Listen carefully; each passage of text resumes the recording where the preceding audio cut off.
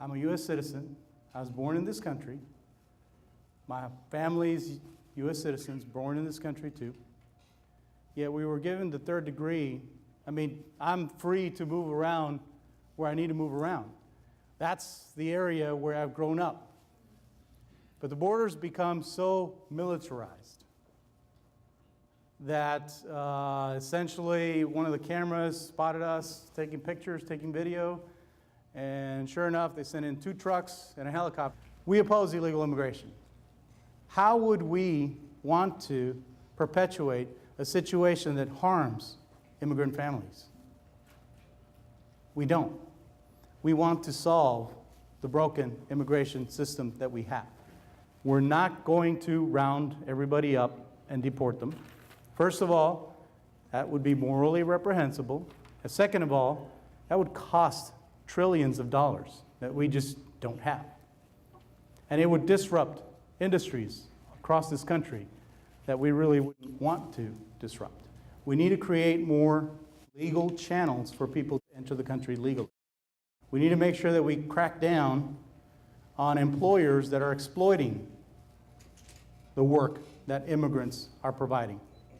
They're not coming because they get to come to school, they get welfare, they get health care.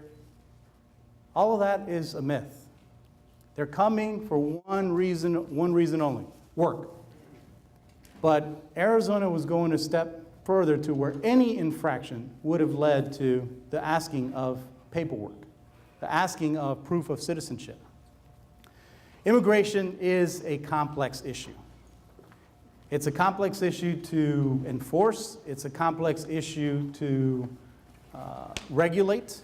And that is why a federal court ruled that Arizona, for the most part, in most of the provisions that it wanted to implement, it went too far.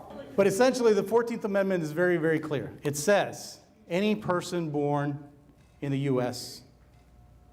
is a U.S. citizen, period. 14th Amendment does much more than that, but that is the provision that is being debated right now.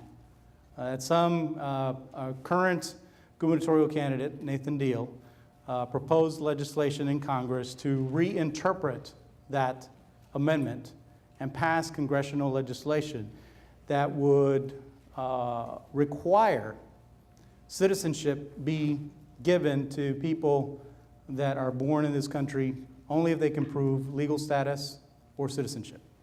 We need to be more educated about this, and that's why I think we're here to learn a little bit more about it. I don't expect you to agree with everything that I said.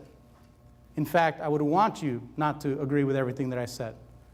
You are college-educated, smart, intelligent young people that should question and research and develop your own ideas and philosophies about this. But with the understanding that ultimately in a democracy, grounded in our Constitution, grounded in the rule of law, that we need to work towards a common ground towards this to solve the pressing issues and challenges that are facing our country.